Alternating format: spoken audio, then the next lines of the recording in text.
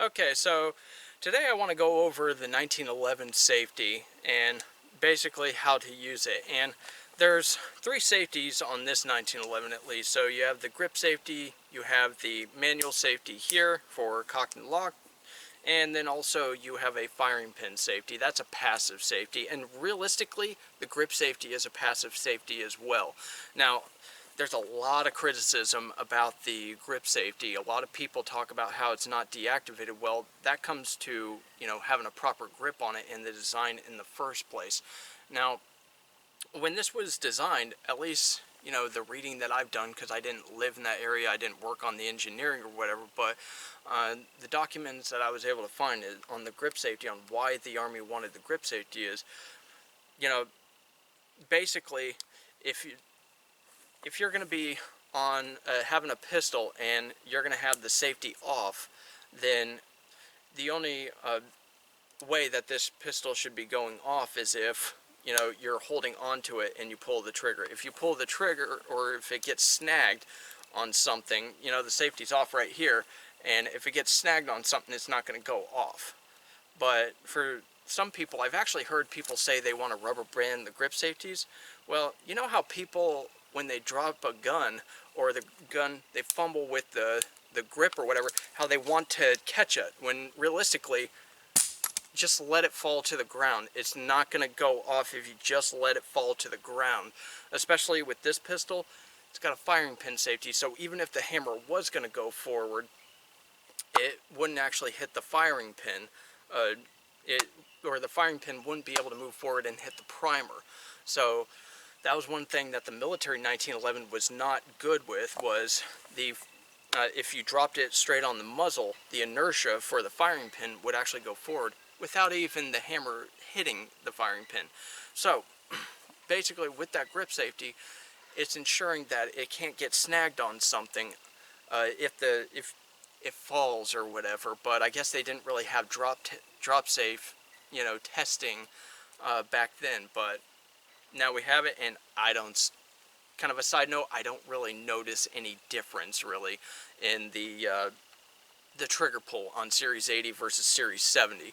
But anyways, let's go ahead and talk about when you want to manipulate and how to stage your finger for the manipulation of the safety. Okay, so when manipulating the safety, I like to have my fingers staged, number one. So, like if you're coming out of the holster and you present this way, a lot of people say as you're presenting out to the target, then take the safety off. That's good for, range queens, but if you're someone that's actually trying to practice for self-defense, this is a suitable fighting presentation right here for retention. So you can present here and have the safety off. Just having your finger off the trigger, you're fine, right?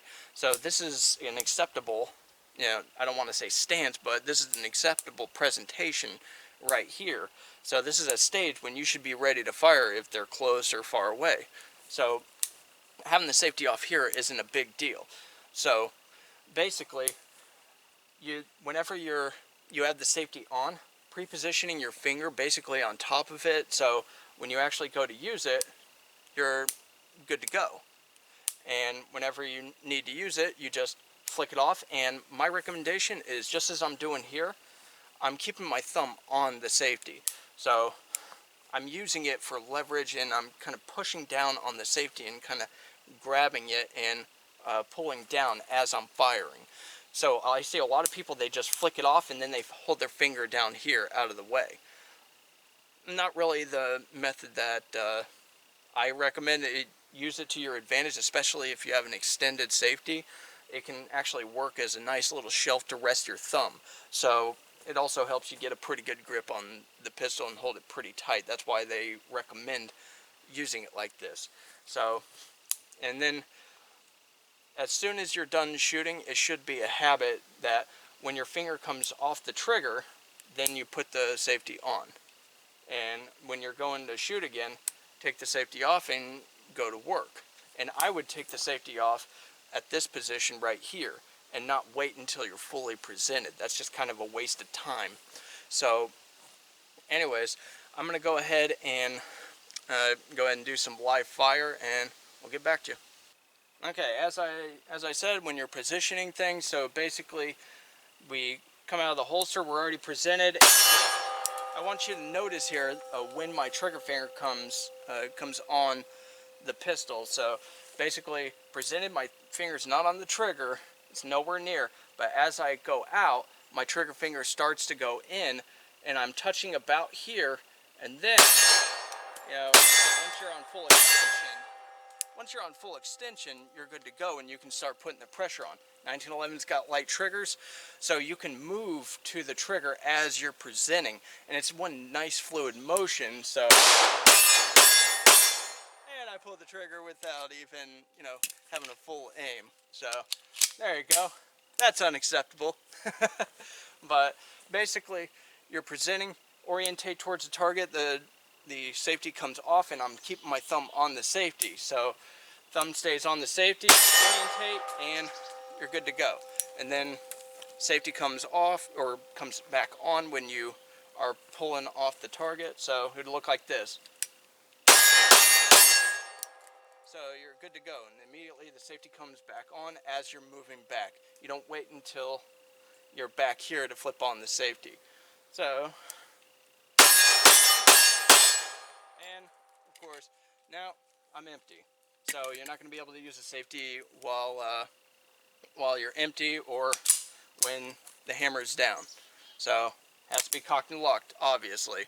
But it seems like a lot of people don't understand how to properly use the safety, or they don't understand the mechanics of why this pistol was designed the way it was, as far as like the grip safety, and they think it's such a big detriment. But I can understand with some people, like with certain gloves, if it gets pinched in a certain way, it can be a problem. But that's more of a glove problem. That's more of a gear problem. You need to make sure that the gear doesn't inhibit your ability to utilize the firearm, right? So you don't need big, thick winter gloves for summer, combat shooting or whatever. And for winter, you probably don't want something so thin like latex gloves if you're wanting to keep your hands warm while you're shooting. So anyways, make sure your gear works with the weapons that you're using, and that you can actually do proper manipulations. And if the gloves are too thick to where you can't even feel yourself disengaging this, and you don't even know except by sound, you probably want to get something where you can still feel the safety.